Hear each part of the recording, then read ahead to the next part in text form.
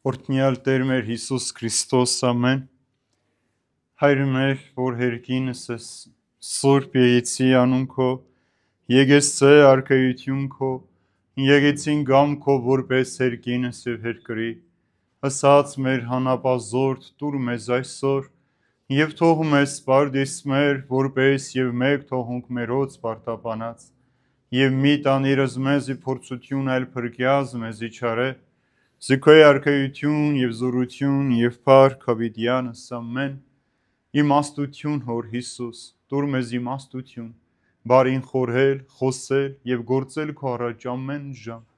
եւ չար խորհուրդներից խոսքերից ու գործերից փրկիր մեզ եւ ողորմիր քո արարածներին եւ ինձ բազմամերիս նստեք սիրելիներ բարի եկեք թող Տեր օրհնի բոլորիդ խաղաղությունը սիրո մեջ պահի Մեր կյանքի մեջ ինչքան որ ժամանակները մոտենում են, այնքան էլ փորձություններն են շատանում, որովհետև աշխարհի վաղճանին շատ մարդիկ պետք է Տիրոջից հեռացած լինեն եւ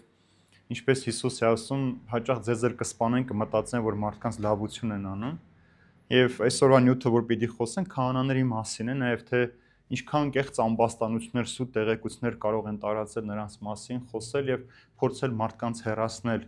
հավատքից։ Այդ տեսեք, եթե որ մի հատ սովորական դեպք է լինում, շատ կարճ կարող է հաղորդագրություն անեն անցնեն, չէ՞, բայց եթե հանկարծ որևէ եկեղեցականի հետ կապված օրերով կպտտեն համացանցի վրա, որ տեսեք, որ այս մարդը հոգևորական է եւ այսպես է։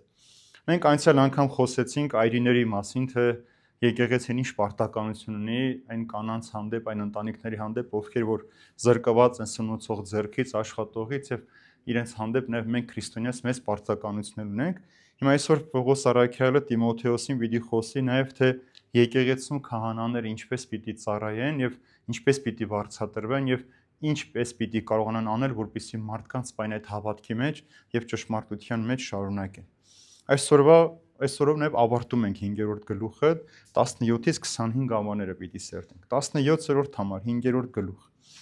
Այն երեցները, որոնք լավ վերակացու են, կրկնակի պատվի արժանի թող լինեն մանավանդ նրանք, որ տքնում են խոսքով եւ ուսուցանելով։ Տեսեք սիրելիներ, ինչ է Պողոս Առաքյալի խոսքը, թե կարճ վերցնենք, ասում է Տիմոթեոսին, այն հոգեվորական այն երեցը, մենք անցյալ անգամ խոսեցինք, չէ, եպիսկոպոսների սարգսակներ, այսօր քահանայի պարտականություն, քահանաներ ամուսնացյալ հոգևորականներն են, ովքեր մի ժողովրդի մեջ են ապրում եւ ասում են ինքը պատասխանատու է, նաեւ այսինքն ոչ միայն աղքատների խնամք է մյուս մարդկանց, այլև առաջնորդը պարտական պատասխանատու է իր եկեղեցուն ծառայող հոգևորականի կյանքի եւ նրա կեցության պայմանների մասին, ինչպես պիտի վարձատրվի, որպեսզի ինքը չմտածի, ոնց պիտի շոր հագնի, ոնց պիտի անի, ինչ պիտի անի եւ շատ հաճախ էլ այսօր լսում ենք շատ, որ ասում են հոգևորականը պետք է ամեն ինչ ձրի անի կամ ինքը իրավունք չունի որևէ մեկից գումար վերցնելու, խնդիրը հենց այստեղ է, այսինքն օրինակը հաջորդ համեջ ասում է կալում կապած եզան դունչը չպետք է կապես, էլի, այսինքն աշխատող մարդուն կամ մշակ արժաներ վարձին, սրա մասին է խոսում, որ հոգևորականը երկու կարևոր, բայց բան պիտի կատարի, ասում են լավ վերակացու, այսինքն հսկիչ պիտի լինի ժողովրդի վրա եւ խոսքով եւ գործով պիտի ուսուցանի ժողովրդին ճշմարտությունը։ Ինչ է սա նշանակում, որովհետեւ յուրաքանչյուր մարդ, ով էլ որ որոշակի աշխատանք կատարում է, ինքը արժանիք ունի իր վարձը ստանալու։ Առավել եւս մեկ հոգևորական, որ իր ամբողջ օրը իր ընտանիքից շատ ինքը զբաղված է ուրիշների հոգսերով, խնդիրներով, ցավերով, մեկի խոստովանությունը լսելու, մեկի մոտ մահամերձի մոտ նստելով, մյուսի ուրախությանը մասնվեց ամբողջ օրը հոգևորական այդ ծառայության մեջ է։ Ինչ է սա նշանակում, ասեն, որ ժողովուրդը նաև պետք է պահպանի, որովհետև այս մարդը հոգևորական ինքը ժողովրդի հավատացյալ մարդկանց հոգիների վրա վերակացու է, որպեսզի հոգիները նրանց մաքրությամբ եւ անաղարտությամբ վերադարձնի Աստծուն։ Գիտեք, որ մենք իբրև մարդիկ յուրաքանչյուր ինչ ազգի լինենք, ինչ հավատքի լինենք, մարդիկ միշտ սովոր են խուսափել օրենքներից, կանոններից, կարգապահությունից իրենց ուզածով են, միշտ ուզում են այդպես անել։ Օրինակ ամենապարզը չէ, որ մենք որևէտեղ հերթ են կանգնած լինում, ամեն մեկը գալիս ասում է շտապ եմ, ինչ կլինի, ես կարող եմ շուտ մտնել։ Բոլորն էլ շտապ են, բայց ամեն մեկը հյուրով ուզում է իր արագությունը արդարացնել, որպեսզի ինքը արագ մտնի իր գործանի, թե իրենց հետո ինչ կլինի, իրեն չի հետաքրքրում։ Ուրեմն քանի որ այս խնդիրը կա, ուրեմն հոգևորական առաջին հերթին այդ վերակացուն է, հսկիչն է, որպեսզի ժողովուրդը իր ճշմարիտ ուղղափառ հավատքից չշեղվի, ընկնի սոնոտիական պաշտամունքների հետևից կամ ավելի երկրորդականներին տեղ տա, քան գլխավոր։ Օրինակ սերը չկա իրենց կյանքի մեջ, բայց որոշակի շարժումներ նիստուկած պարտադիր անում են, որտեղ այդպես է սովորությունը, բայց սա էլ կապ չունի իրենց հոգու փրկության հետ։ Ուրեմն սա լավ վերակացու լինելու մասին է։ Երկրորդը ասում է պետք է քարոզեն եւ ուսուցանեն։ Ուրեմն ինչ պետք է քարոզի, նախ Տիրոջ ավետարանը պիտի հռչակի, ավետարանի ճշմարտության մասին պիտի խոսի, թե ինչ է ավետարանը եւ իր կյանքով այդ մարդկանց պիտի կարողանա սովորեցնել, թե ինչպես ավետարանը ապրել։ Մենք ինչու ենք ասում քրիստոնեությունը ապրված կյանք է, որովհետեւ այն ինչ որ մեր փրկիչը Հիսուս Քրիստոս խոսեց, նույնությամբ ապրեց այդ ամենը։ Վերացական ինչ որ բաներ չէր խոսում։ Սերեր քարոզում, սիրով ապրում էր։ Հոգատարություններ քարոզում, յուրաքանչյուր աղքատի կարիքավորի տեսնում էր եւ հոգ էր տանում, այնպես էլ մենք պիտի անենք։ Եվ երկրորդն էլ ուսուցանել հատվածը, գտեք որ ավետարանում կան դժվար հասկանալի տեղեր, բաժիններ, որ այս սուրբ գրքի սերտոկությունն է դրա համար է, որպեսզի մենք կարողանանք ճշմարտությամբ հասկանալ Աստծո խոսքի մաքրությունը եւ նաեւ հիշենք, որ սուրբ գիրքը ոչ միայն պիտի կարդանք իմանանք, այլև սուրբ գիրքը պիտի ապրենք։ Մեր ամենամեծ խնդիրը այսօր աշխարհում քրիստոնյաներից, որ մենք սուրբ գիրքը չենք ապրում։ Եվ տեսեք, այն մարդիկ, ովքեր որ հոգևորականների մասին, ովքեր որ ասում են այս երկուսը պիտեն, ասում են իրենք կրկնակի պատվի են արժանի։ Նախ հարգանք այդ մարդու աշխատանքի ծառայության, օրինակ շատ հաճախ են մարդիկ ասում ինչ է ձեր արածը, որ ինձ էլ շատ են ասել, որ ինչ է ձեր արածը, որ ասում եմ արի գնանք 1 օր իմ օրով ապրես, եթե կարողանաս 1 օր ապրես իմ օրով, խոստանում եմ իմ ամբողջ պատիվները քեզ տամ, եթե ինչ որ դուք մտնում ես, որ ես արժանի չեմ։ Երբ որ թվարկում եմ իմ ամբողջ օրես ինչ եմ անում, չէ, մենք այդքան չենք կարող։ Ուրեմն մենք նաև ճանաչելով կամ չճանաչելով երբեմն, օրինակ հատկապես այսօրին ինչ որ տեսնում ենք աշխարհի մեջ կատարվում է, անդադար այս պատիվներից մարդուն զրկելն է, մարդուն պատված զրկելն է, ամեն տեսակ շնորհից եւ մեղքն է նաեւ այդ ամեն անուն։ Ուրեմն այս հոգեվորական այս մարդ, ուրեմն ասում է պետք է կրկնակի պատիվ, նախ հարգանքը ցուցաբերես իր ծառայության, իր կոչումի, եւ երկրորդ ասում է կարեւորը պետք է նաեւ նյութական խնդիրը լուծես։ Ուրեմն այն պաշտոն, ուրեմն սրանք նաեւ ժողովրդի հարցն է, որտեղ ժողովուրդը նաև պիտի գնահատի։ Այ ամենապարզ օրինակը, երբ որ որևէ հուղարկավորության են գնում, որևէ հոգևորականի գումար են տալիս, սկսում են 1000 տեղ խոսել դրա մասին։ Բայց այդ հոգևորական իր տնից կտրվել, եկել է ձեր ցեխոյի անձրևի տակ, ձյան տակ, քամու տակ, արևի տակ, ձեր աղոթներն արա, ձեր ննջեցյալն է ճանապարհ, ուրեմն ինքը արժան է իր վարձին։ Ուրեմն դու այդ վարձը պիտի իրեն տաս, որ ինքը որևէ հոգևորական փողի համար չի ծառայում այս աշխարհում, բայց նաև ինքը արժան է իր վաստակին, իր գնահատակին, որպեսզի յուրաքանչյուր մարդ գնահատի այդ մարդու աշխատանքը։ Եվ այս ամբողջ ընթացքում որևէ հոգևորական ոչ պատիվ է փնտրում, ոչ փառք է փնտրում, մեր գնահատողը Աստված է, այս հոգևորականներ կարիքներ ունի, որ պիտի կարողանա հոգալ իր ուտելիքը, իր հագնելիքը, կամ շատ հաճախ կլսես, որ ինչի են հոգևորականները մեքենա վարում, էշով թող ման գան, ու զարմանում ես այս մարդը, բայց ինքը էշով ման չի գալիս։ Եվ ինքը ստիպում է քեզ, որ դու ոչինչ չանես, կամ երբ որ դու քո մեքենայով գնում ես, երբեք չեն հարցնում, բայց վարելիքը քեզ որտեղից, որ դու եկար։ Եվ այս ամենը բերում է սուտ պատմություններ, հորինվածներ, եւ նպատակը չարի մեկն է, որպեսզի մարդիկ հեռանան ճշմարտությունից, գայթակղվեն եւ Աստծո խոսքը չգնան եկեղեցում լսել, այլ տարբեր տեղերից վերցված պատարիկներ լսեն, այդպես էլ իրականությունը չկարողանան հաղորդակից լինել։ Եվ 18 համարի մեջ արդեն Պողոս Արաքյալը հստակ շեշտում է ասելով. Քանզի Սուրբ Գիրքն ասում է. կալ անող եզան դունչը մի կապիր եւ մշակը արժանի է իր վարձին։ Ուրեմն տեսեք սիրելիներ, երկու հատ օրենք հատված է բերում, նախ առաջինը 5 կտակարանից է, որ կալում գործ անող աշխատող եզան դունչը չկապես, երկրորդը Հիսուս Քրիստոսի խոսքն է, որ մշակը արժանի է իր վարձին։ Ուրեմն հոգևորական արժանի է վճարվելու եւ իր ծառայության, իր աշխատանքի համար։ Ինչպես բայց ոնց պիտի անի։ Այդ ամենը ժողովուրդը ոնց պիտի անի։ Ուրեմն Պողոս Արաքյալը այս սկզբունքը պնդում է նախ այս արդեն ասածած երկու օրենքներով, տեսնեք առաջին ինչ է ասում։ Կալում աշխատող եզան դունչը չկապես։ Տեսեք սիրելիներ, ոնց ենք մենք այսօր հասկանում այս ամենը։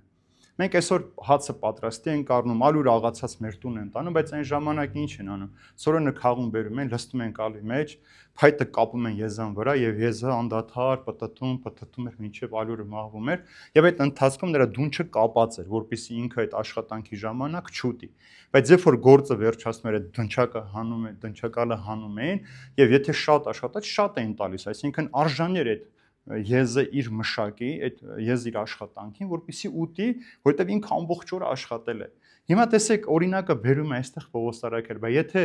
եզը արժանի է, այսինքն կենթանին, անբան կենթանին արժանի է իր աշխատանքին, իր վարձը ստանալու, իսկ ինչու մարդը արժանի չէ իր վարձը ստանալու համար։ Եվ սա ինձ ցույց է տալիս, ասում է համարները հեսա կկարդամ, որպեսզի նույն այս հացահատիկի օրինակով եզան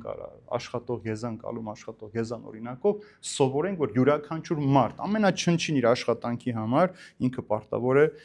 անպայման լցվել իր աշխատանքով եւ իր վարձով։ Քանի որ ինչ անում հոգեվորականը, մեզ կերակրում այն հացով, որը չի փչանում, որը հավիտենական։ Այսինքն նույն գործը, ինչ որ անել էր անբան կենթանին, հոգևորական անում է կենթանի խոսքը, Քրիստոսի խոսքը, այսինքն աղում է, ալուրի պես լցնում է մեր բերանը, Սուրբ հայրերից մեկն ասում է նշխարքը պատարագի, ասում է հազարավոր նահատակ մարտիրոսների մարմին այրունը, որ խառնվել է, ալյուր է դարձել, հետո մենք նշխարքի տեսքով ճաշակում ենք։ Ուրեմն այդ նշխարքի մատակարարողն է։ Եվ տեսեք ինչ ասում, ուրեմն Պողոս Արաքյալ արդեն Կորինթացիների նամակի մեջ ով երբևէ զինվորություն կանի իր ծախսերով, հարց է տալ, այսինքն կա մեկը, որ գնում է բանակ իր ծախսերով ծառայելու։ Այսօր հատկապես հայրենիքը պաշտպանելու գնում չէ, մարդիկ պայմանագիր են ստանում, կոչվում են պայմանագրային զինվորներ եւ կան ժամկետային։ Բայց մարդիկ, ովքեր որ գնում են թե ժամկետային պարտադիր, թե պայմանագրային, ոչ ոք իր ծախսով չի գնում, չէ, ծառայության, այսինքն պետությունն է հոգում։ Ասում է ով այգի կտնգի ու նրա պտղից չուտի, այսինքն ով ծառ կտնգի կամ իր այգին կմշակի պտղից չուտի, ով ասում է որ հովիվը իր հոտը կարածացնի եւ նրա արածացած հոտի կաթից չի խմի, այսինքն անպայման պիտի օգտվի։ Միթե մարդկայնորեն եմ ասում այս բանը կամ թե օրենքն էլ այս նույնը չի ասում։ Մովսեսն իսկ օրենքում գրված է. կալում աշխատող եզան դունչը չկապես։ Միթե միայն եզների համար է հոգ տանում Աստված։ Տեսեք, միթե ասում է եզների համար է մենակ Աստված հոգ տանում, այսինքն այն ինչ որ դու տալիս ես, դու այդ մարդուն վարձն ես տալիս, ծառան արժանի է իր վարձին, ինքը քեզանից գումար չի պահանջում, ինքը քեզնի ոչ մի բան չի ստիպում, բայց դու նաև պետք է իր աշխատանքը գնահատես, դեռ քեզ համար է աշխատել, ուրիշ մեկի համար չի աշխատել։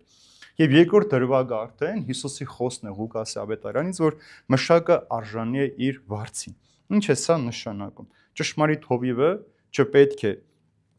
աշխատի հանուն դրամի,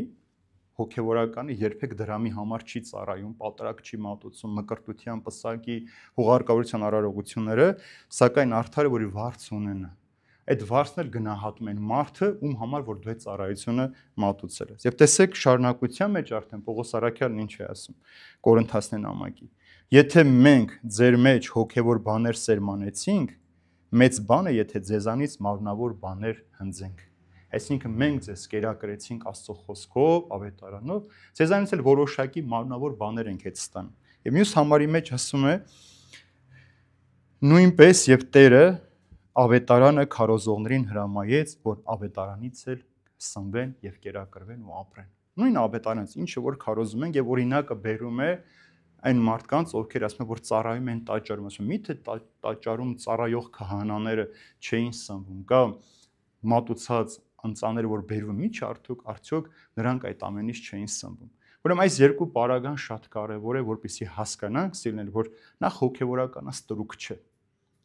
Շատ մարդկանց կարծիքով մենք ստրուկներ ենք եւ պարտավոր ենք իրենց համար ամեն ինչ անել։ Ես որևէ մեկի հանդեպ պարտականություն չունեմ։ Ես մեն սիրո հարաբերությամբ կարող եմ յուրաքանչյուր մեկին հանուն Քրիստոսի հոգ տանել։ Որևէ մեկ ինչ չի պարտադրել անգամ Աստված, որ մարդը, որ ամբողջ կյանքում եկեղեցի չի մտել, չի աղոթել, երբ որ ննջում է, ես գնամ իր համար աղոթելու։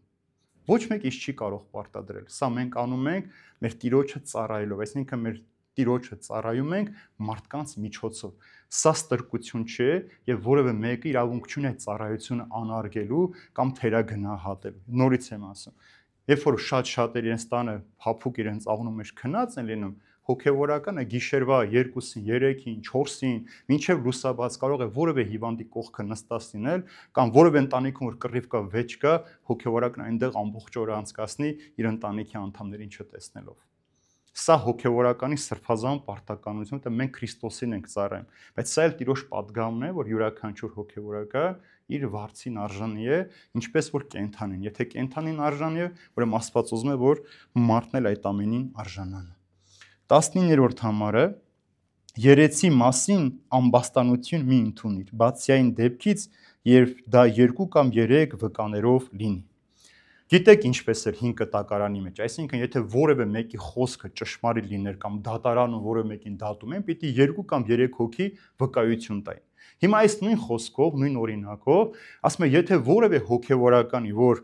ինքը գումար է պահանջել, ինքը իր պարտականությունները սխալ է կատարել եւ մեղադրանք կա, 2 կամ 3 հոգու միջոցով այդ դատը կտեսնես, այսինքն այդ մարդուն կփորձես դատել, հանկարծ թույլ չտաս, որ այլ բան պատահի եւ անմիջապես ասում եմ, մի լսիր ու մի հավատ, այսինքն խոսքը ստեղ որ անմիջապես լսեցիր, միանգամից չպատժես կամ որևէ բան չանես։ Ինչու, որովհետեւ պետք է նաեւ այդ վկայությունը ապացուցված լինի։ Ցավոք սրտի այսօր այլասերվել է ամեն բան եւ ցանկացած մար 5 հոգի կարող են համախմբվել, մի հատ կեղծ նամակ գրել եւ որևէ մեկին զրպարտել։ Այսօր կարող են մեկը հելնել համացանցի մեջ, մի հատ Facebook-ի մեջ ինչ որ մի բան գրի, տարածի ու հազարավոր մարդիկ այդ նյութը տարածեն, կիսվեն։ Ես այս վերջերս մի հոգու տեսա, որ ինքը սխալ նյութեր էր կիսվում, մեր եկեղեցու անդամ է, ասեմ ձեզ։ Ես իրեն ասեցի, որ այդ մարդու նյութերը մի տարած, ինքը չարախոսություն, խաբեություն անում, եւ ինք դու ասում եմ անznապես իրեն չես, ես իրեն բայց հավատում եմ, ասում դու երբեք իրեն չես տեսել։ Դու ոնց կարող ես իրեն հավատալ։ Մեկին, որ դու չես ճանաչում, ոնց կարող ես, ասում եմ, եթե այդ նույն մարդի մասին սուտը տարածի կհավատաս, մը չես ձեզ ճանաչում, բայց դու ինչ իմացար մյուս հոգևորականի մասին, որ սուտը տարածել է, այդ ամենով դու կարող ես այդ մարդուն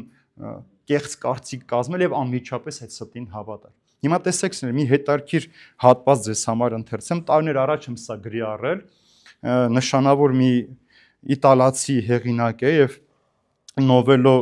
Պետացինին, ինքը շատ հետարքիր մի հատ բան է խոսում քահանաների մասին։ Տեսեք ինչ է ասում, որ հասկանաք մեր հասարակությունը, ընդհանրապես աշխարհում մարդիկ ոնց են հոգևորականի վերաբերում։ Ասում է քահանան ամենասիրված եւ միաժամանակ ամենաչհասկացված անձն է այս աշխարհում։ Ամենափնտրվածն ու ամենամերժվածը։ Ամենաքննադատված անձն է, քանի որ իր անձնական օրինակով պիտի վկայի իր կողմից տրվող պատգամի ճշմարտությունը։ Նա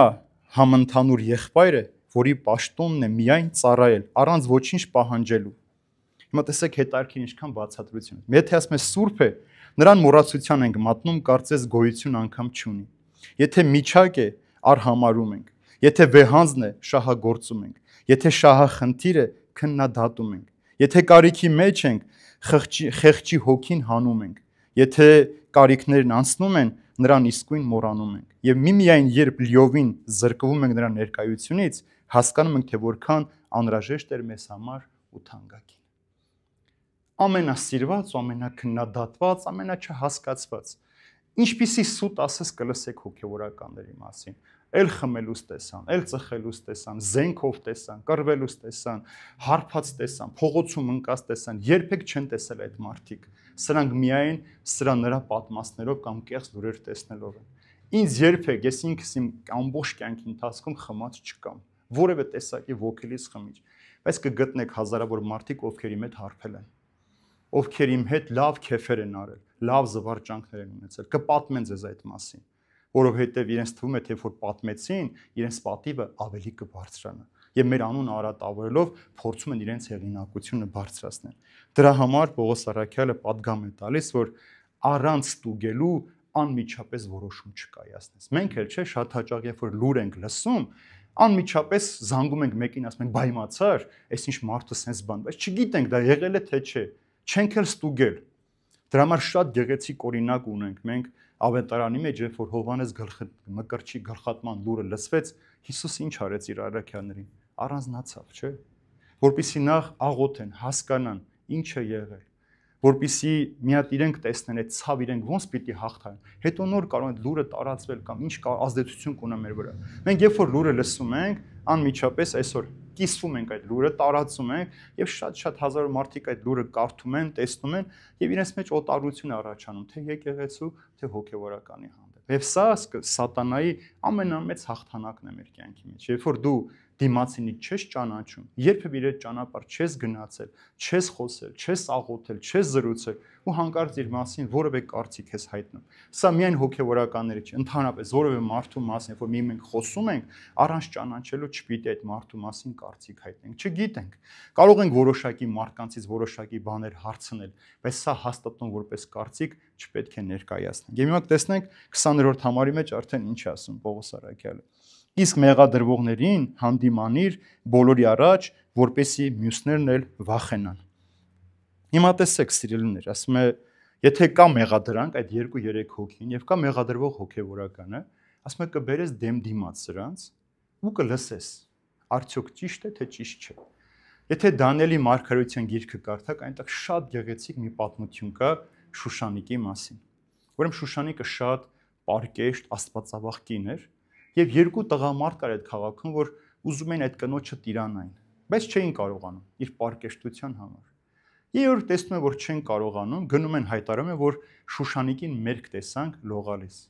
եւ մենք իր հետ ինչ որ բաներ արեցինք։ Եվ արդեն գիտեք այն ժամանակ շնության համար միանգամից քարկոծում են։ Շուշանիկին կանչում են դատի, սրանք իրենց ամբաստանությունները եւ Սուրբ Հոգով առաջնորդված Դանիել մարգարեն գալիս է, ասում է կարող ենք առանձին քննել այս երկու մարդուն։ Ասում է որտեղ տեսար Շուշանիկին, ասում է կաղնու ծառի տակ օրինակի համար։ Ասում է լավ։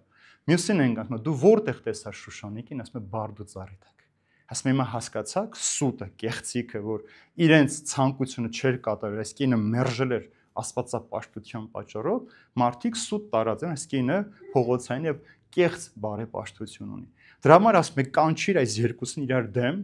եթե սուտ են խոսում վկաները, անմիջապես արձակիր դրանց, իսկ եթե հանկարծ ճիշտ է եւ երեցը կընդունիր սխալը, հանդիմանիր բոլորի առջև, ասում է, որպեսզի մյուսներն էլ զգուշանան ու մեղքի մեջ չհայտնվեն։ Ինչ է սա նշանակում, սիրելիներ։ Ուրեմն,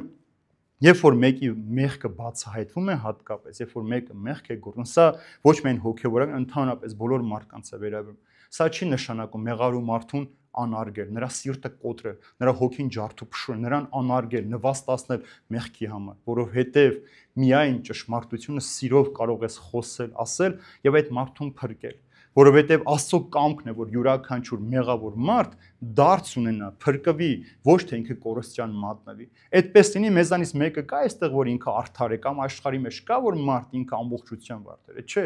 Բոլորս էլ զանցանքներ ունենք, սխալներ ունենք, մեկը շատ, մեկը քիչ, մեկը աննկատ, բայց բոլորս էլ ունենք։ Ուրեմն նպատակը ոչ թե այդ մարդուն կործանելն է, այլ մեղավորը պետք է խոսես սիրով,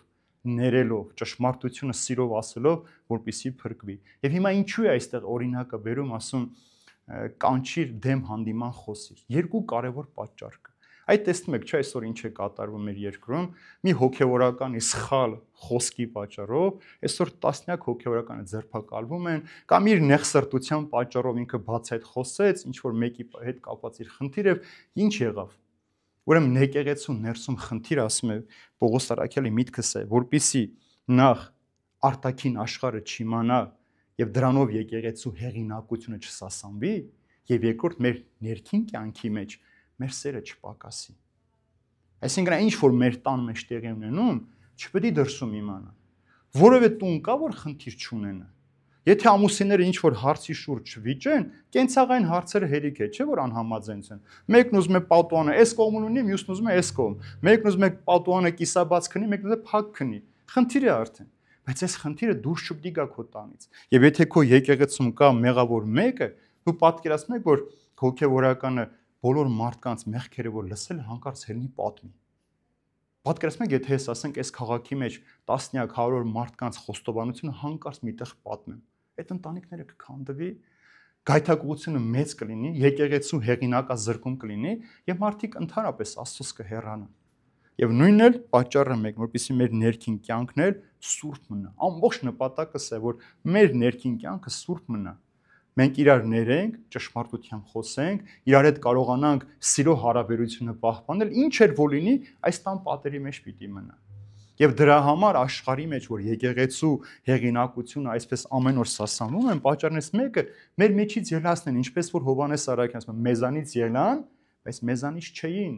մեր հետ չէին։ Եվ շարունակության մեջ հիմա կտեսնենք, թե որոնք են այդ պատճառները։ Ուրեմն շատ զգուշավոր պիտի լինենք սիրելիներ, թե մենք ինչ ենք խոսում, ինչ ենք ասում։ Հիշում եք այդ հայտնի խոսքը Սոկրատեսի, երբ որ մեկը գալիս ասում է Սոկրատես, քեզ լուր ունեմ հայտնել, ասում է 1 վայրկյան։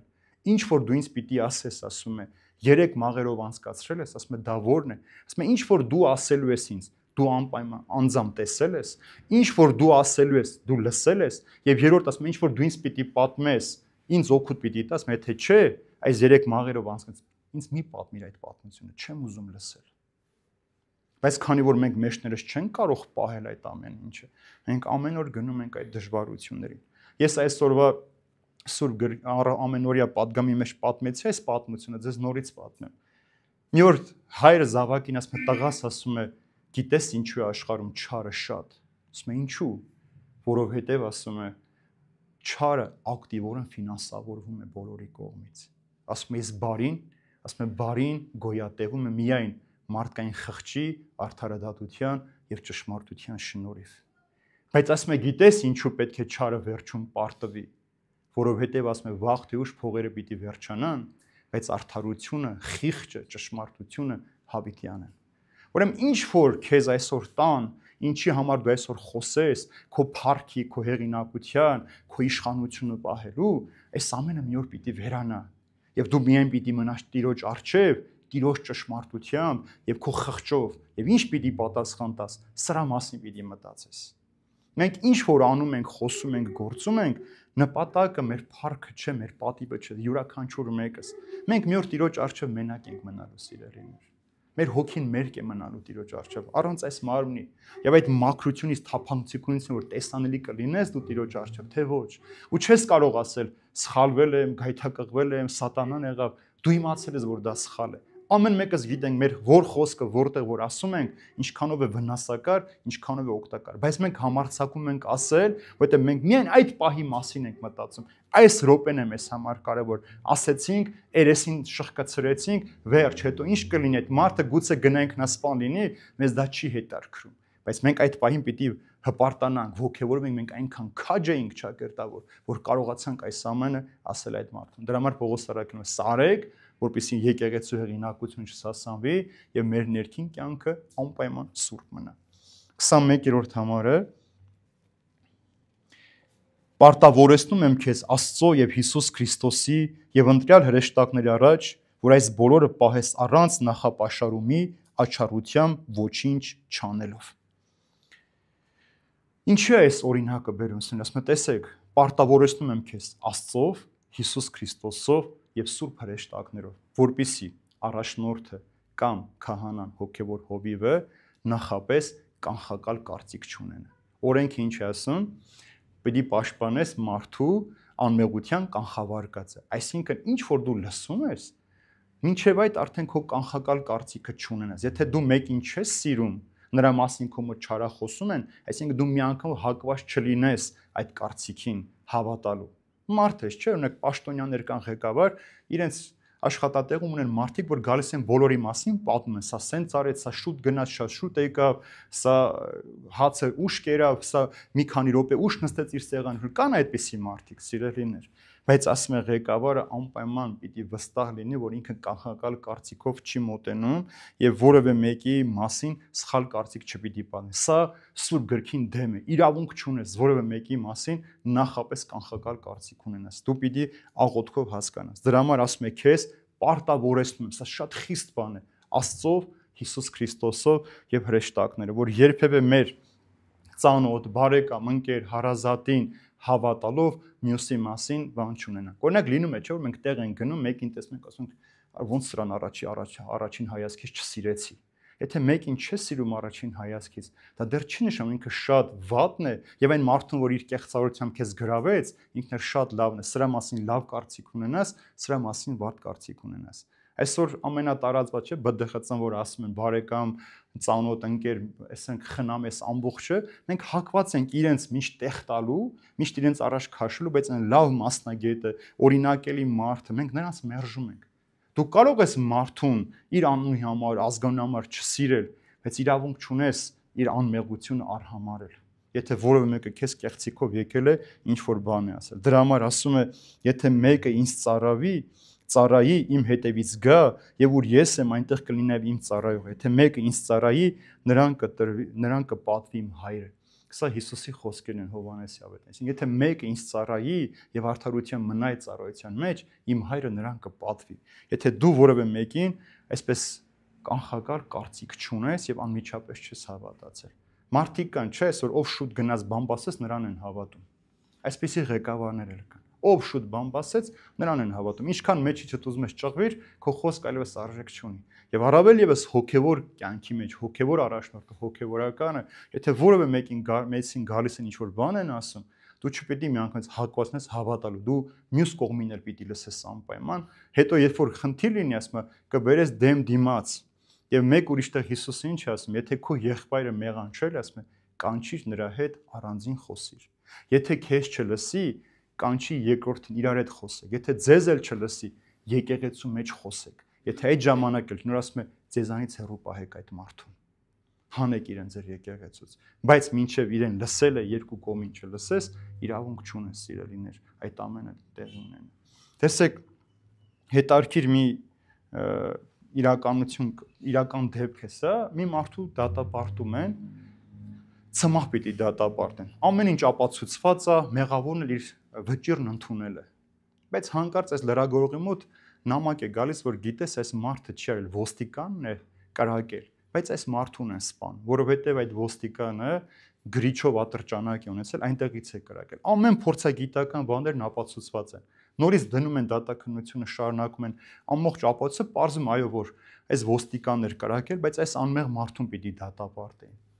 Ասում են, եղբայր, եթե դու անմեղ էիր, չէիր կրակել, ինչու խոստովանեցիր։ Ասում է, դե Ամերիկայում գիտեք, կա համաձայնություն, դե շուտ ընդունում ես քո մեղքը, արագ դատավարություն անում, վերջանում է։ Ասում է, արդեն 1 տարի նստած եմ, 5 օր է մնում, որ ազատվեմ։ Ինձ ասեց, եթե մեղքդ ընդունես, 1 տարի կդատենք, այսինքն 5 օրից կազատվես, եթե մեղքդ չընդունես, քեզ 15 տարի կամ ցմահ դատավարություն։ Ասում է, ես էլ ընդունեցի մեղքս։ Հետո նոր դատավարություն ոստիկանին զրկեցին իր կոչումից, որ ինքն էր կրակել, բայց այս մարդը իր վրա էր վերցրել։ Այնքան խորամանկուն արված, որ մարդը ստիպած էր այդ մեղքը ընդունել։ Տեսեք, մենք երբեմն կարող ենք մեղք վերցնել մեր վրա, ասել որ մենք ենք, բայց մենք չենք։ Եվ մարդիկ էլ մեզ չճանաչելով, չիմանալով, մեր մարդին բազում սուտ լուրեր տարածեն այս աշխարհի մեջ։ 22-րդ համարը ձեռքերդ շտապելով որևէ մեկի վրա մի դիր եւ ուրիշների մեղքերին մասնակից մի եղիր, քեզ մաքուր պահիր։ Քահանայությունը սներ սուրբ կոչում է, որովհետև քահանայությունը հաստատել է Հիսուս Քրիստոսի կողմից եւ քահանայությունը սրբության օրինակ է Տիրոջը ծառայել։ Ինչպես է լինում, գիտեք, ձեռնադրությամբ եպիսկոպոսը ձեռքը դնում է եւ ժողովրդին ասում է ինձ հետ աղոթք արեք, որ այս մարդը արժանի լինի հասնելու այդ սրբության ճանապարհով ապրելու։ Տեսեք, ասում է, չշտապես, որևէ մեկի վրա շուտ ձեռք դնես։ Օրինակը, որպեսզի լսես, ճանաչես, իմանաս ինչ է, որպեսզի այդ մարդու պատճառով հետո մեծ խնդիրներ չունենանք։ Որևէ մեկին եկեղեցու պաշտոն նշանակել է, նախ ասում է պետք է քննես, հասկանաս։ Օրինակ, երբ որ մենք ձեռնադրվում ենք, մենք ծնկաչոք խորան ենք բարձրանում, եպիսկոպոսը միջնորդը մեր կոչում է խարտաբիլակ, որ քեզ համար միջնորդություն, ինքը հարց է տալիս. արդյոք այս մարդը մանկությունից մինչև այսօր մաքրությամբ, սրբությամբ է ապրել։ Արդյոք այս մարդն ունի խոստովանահայր, արդյոք այս մարդն ունի ուղղափառ հավատքի խոստովանություն, Արդյոք այս մարդը գիտի եկեղեցու խորհուրդն, այսինքն այս բոլոր հարցադրումները կան քննություն են անցկացնում, որպեսզի դու կարողանաս մաքրությամբ, սրբությամբ մոտենալ քահանայության աստիճանին։ Եվ Տիմոթեոսին հետագայում էլ եպիսկոպոսներին արդեն խորհուրդ է տալիս, պատգամ է տալիս, որ չշտապել որևէ մեկին, այսպես ծանոթ բարեկամի միջոցով, եթե մեր ընկերոջ տղան է, իրեն բերենք քահանայության, որպեսզի հետո եկեղեցին դրա պատճառով չտուժի։ Այլ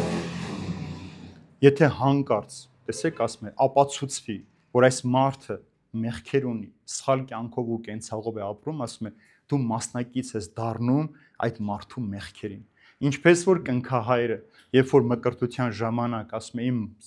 սանիկը, մկրտվողը հավատ, քույսեր է խնդրում, բայց երբ որ ինքը սխալ, իր սանիկը սխալ ընթացքի մեջ գնա, մեղքերի մեջ հայտնվի, կնքահայրը հավասարապես պատասխանատու է մկրտվողի համար։ Այսինքն պարզապես խոսքեր չի, որ պիտի գաս եկեղեցում ասես ու թողնես գնաս։ Եթե հանկարծ այդ մկրտվողը, որին դու կնքահայր ես դարձել, դժոխք գնաց, դու էլ ես այդ պատասխանատվությունը կրելու քո վրա, որովհետև դու խոստացար այս մարդու մեջ հավատքը, հույսը, սերը սերմանել, բայց ոչինչ չարեցիր։ Մկրտվեցիր, եկար այդ պայն այդտեղ կանգնեցիր, անունդ գրվեց, թողեցիր, գնացիր։ Ուրեմն ծնողից առավել կնքահայրն է պատասխանատու այդ մարդու հոգու փրկության համար։ Եվ դրա համար ասում է չշտապես։ Եվ ինչ է այստեղ ասում, այդ մարդու պատճառով ասում է նաև կանարգվի քո ծառայությունը։ Քո ամբողջ կյանքը կանարգվի։ Դրա համար Սուրբ Գիրքն ինչ է ասում, որ մի շտապիր ամեն մեկի համար վկայություն տալ, այսինքն դիլում է, չէ՞, ասում ես այս մարդու համար ինչ եմ անում, խոստում եմ տալիս, որ ինքը այլևս այս բանը չի անի։ Երաշխավորում ես, չէ՞, որևէ մեկին։ Օրինակ, երբ որ գնում ես բանկում, երաշխավորում ես, չէ՞, որ այս մարդը ժամանակին վարկերը կփակի, չի փակում, քեզ վրա է, չէ՞, մնում։ Դու ես ընկնում կրակը, քո տունն ես կորցնում, քո հեղինակությունը, քո պատիվ, սև ցուցակում ես հայտնում։ Նույնը հոգևոր կյանքի մեջ, երբ որ դու որևէ մեկին երաշխավորում ես, որ ինքը այլևս չի գողանա, ինքը ձեզ այլևս չի խափի, ու դու չես հսկում, դու ես ուրեմն արդեն դրա պատասխանատուն, այդ մեղքի պատասխանատվությունը ամբողջությամբ քո վրա է հատում։ Դրա համար Սուրբ Գիրքն ասում է երաշխավոր երբեք մի եղիր որևէ մեկի համար։ Մի երաշխավոր։ Ես չգիտեմ հաջորդ քայլը ինչ կանի։ Շատ եղել զանգել եմ, խնդրել եմ, որ այս մարդուն ներեք, հաջորդ օր այդ մարդը նույն սխալը գործել է, ես եմ արդեն ամոթով մնացել։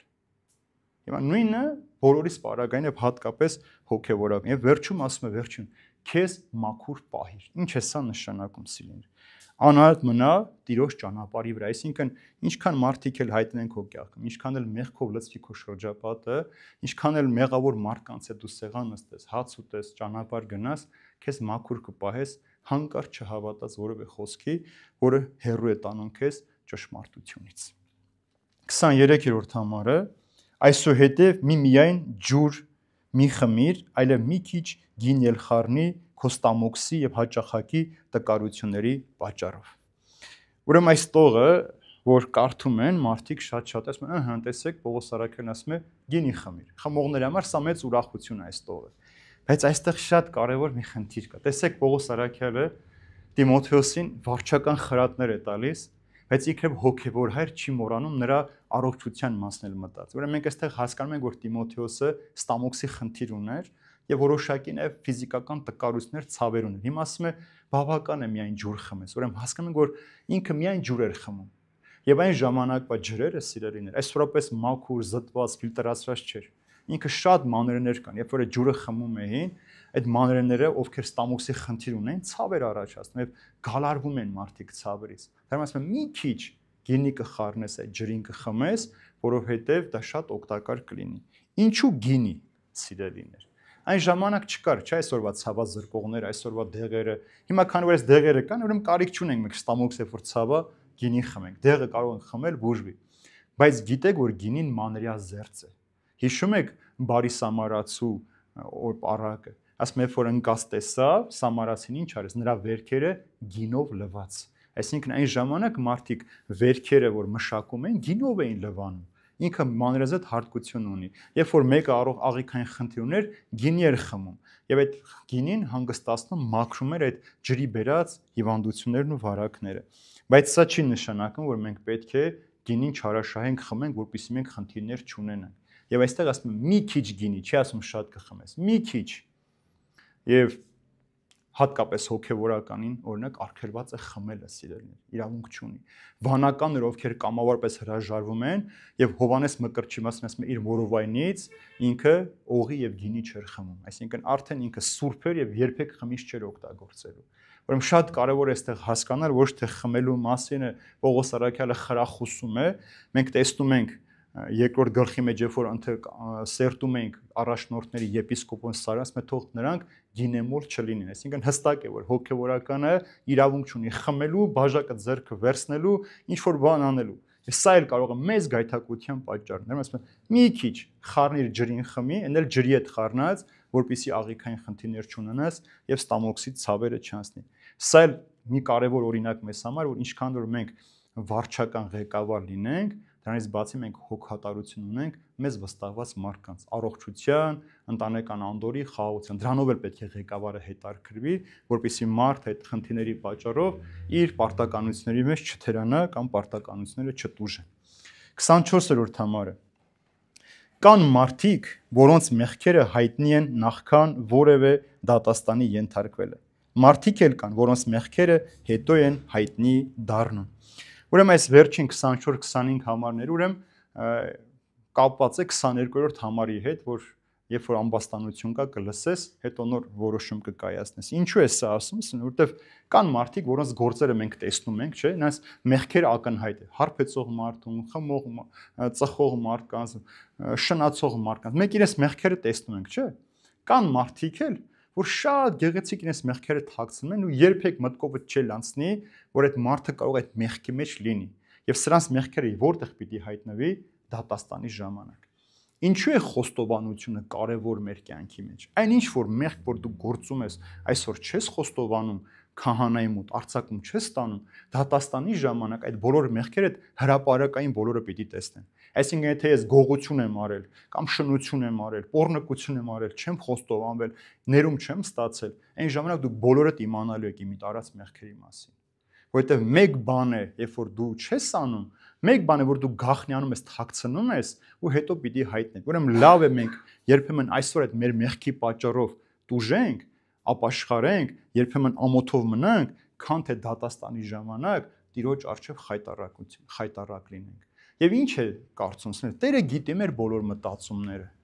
գիտի։ Ուրեմն Տերը մեր բոլոր նպատակները գիտի եւ նաեւ դրդապատճառները գիտի եւ մտածումները գիտի։ Մենք ինչ ենք մտածում, ինչի համար ասեցինք, այդ խոսքը ինչի համար արեցինք, այդ խոսքով ինչ ենք ուզում ասել, ինչ ենք ուզում հասկացնել, գիտի մենք դա սիրով ենք անում, չարությամբ ենք անում, թե ատելությամբ ենք։ Տերը այդ ամենը գիտի։ Բայց մենք մարդիկս անմիջապես չենք հասկանում։ Ես հիշում եք միշտ ասում եմ, որ կա մի աշկ, որ մեզ միշտ հետևում է։ Մենք իր հայացքից չենք կարող խուսափել։ Մեր ամեն քայլը մութ կլինի, լույս կլինի, կիսախավար կլինի, ամենտեղ ինքը մեզ տեսնում է։ Այնպիսին ինչպիսին որ մենք կանք։ Մենք կարող ենք շատ գեղեցիկ հագնվել, օծանելիք անել, կիրթ խոսել, կիրթ պարվածք ունել, նիստուկացնել, բայց մեր ներսում չար, ատող, հանդուգն մարդ լինենք, ապստամ մարդ լինենք։ Եվ մարդկանց այդպես գրավ ենք շատ հաճախ, այդպես են վարվում ժողովուրդներին հասարակությանը խաբել, բայց իրենք ներսից այդ մարդիկ չեն։ Դրա համար շատ կարևոր է հասկանալ, որ այն ինչ որ դու մտածում ես, ինչ նպատակներ այստեղ կա, դրանք եթե Աստծուն չեն համապատասխանում, դրա համար պատասխանատվություն պիտի կրես։ Ուրեմն սա խոսքը հատկապես վերաբերում այն մարդկանց մասին, ովքեր գալիս են եկեղեցի քրիստոնյա լինելու,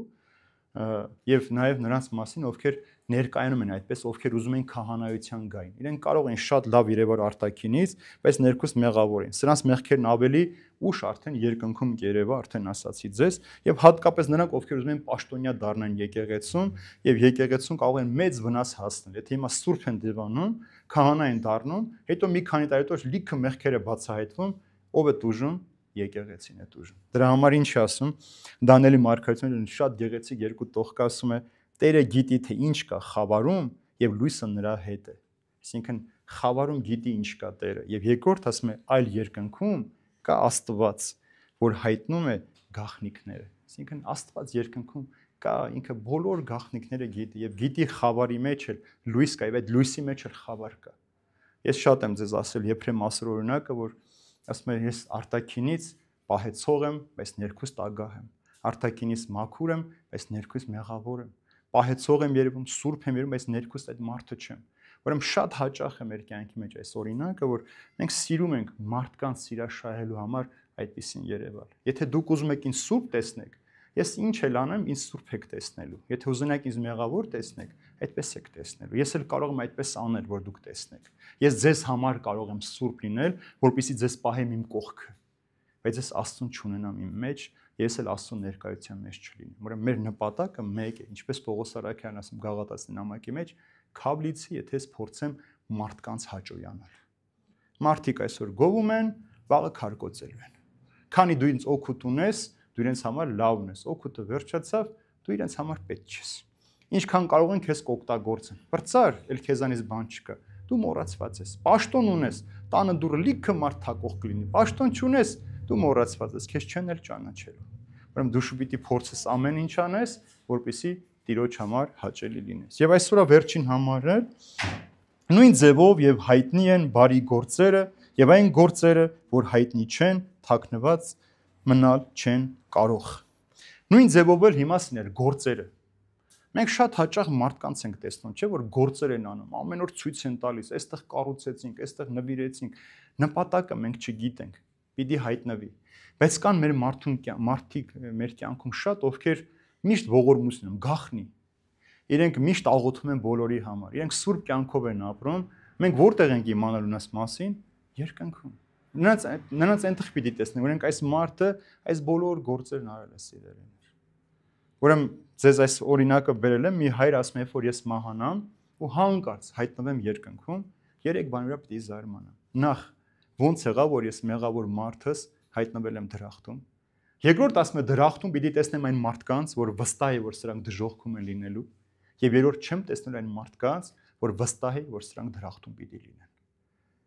Դրախտը սա է ցույց տալու, թե իրականում ով ինչպես է քրիստոնեություն ապրել եւ իր հավատքը ինչպես է ապրել։ Սրանց արժանինքները մենք երկնքում ենք իմանալու։ Դրա համար շատ բազում մարդիկ կան, ինչպես որ Եղիա Մարկան, երբ որ Տիրոջը աղոթեց, բողոքելով ասել. «Տեր, մարդ չմնաց այլևս ինձանից բացի քեզ աղոթող», Տերն ասում է դեռևս 7000 հոգի ունեմ, որի մարչև ծնկի են իշտում։ Այսինքն մենք չենք էլ տեսնում այդ մարդկանց։ Մեզ թվում է թե ովքեր որ եկեղեցի չեն գալիս, իրենք մեղավոր մարդիկ են, իրենք կապ չունեն սրբության հետ։ Բայց շատ մարդկանց կգտնեք, որ մեզանից էլ մաքուր են։ Նույնիսկ անհավատների մեջ կարող եք գտնել, որ առաքինության մեզ գերազանցում են։ Այլ բան է, որ իրենք ճշմարտությանը չեն հավատում եւ ճշմարտությամբ չեն։ Բայց այդ բոլոր գործերի մեջ կարող են մեզանից լավը լինել։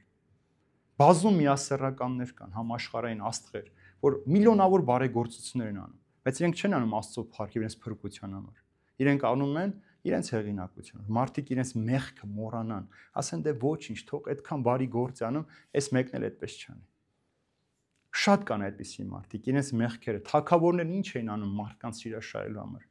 Կիրակի օրերը գնում էին պատարագի, պատարագից դուրս էին գալիս, մարդկանց գումաններ էին բաժանում կամ հաց էին բերում բաժանում եւ մարդիկ սրանց բռնությունը, դաժանությունը մոռանում, սկսում էին փառաբանել։ Երբ որ գլադիատորական մարտերը կար, ինչ էին անում, մարդկանց արյանը վարժեցնում են, ինչով կերակրում են հացը եւ արյամբ հարբեցնում են, որպեսզի մոռանան այլ խնդիրներ, որ կա իրենց հասարակության մեջ։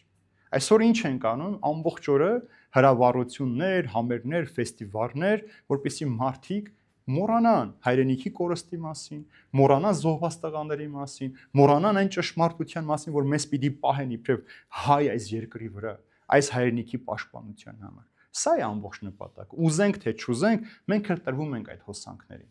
Դրա համար ասում են նրանց գործերը հայտնի կդառնան, ինչպես որ որևէ մեղք չի կարող ծածուկ մնալ, Տերն ասում է, որևէ մեղք ծածուկ չի կարող մնալ։ Եվ պիտի բացահայտվի, թե ով ինչի համար է արել։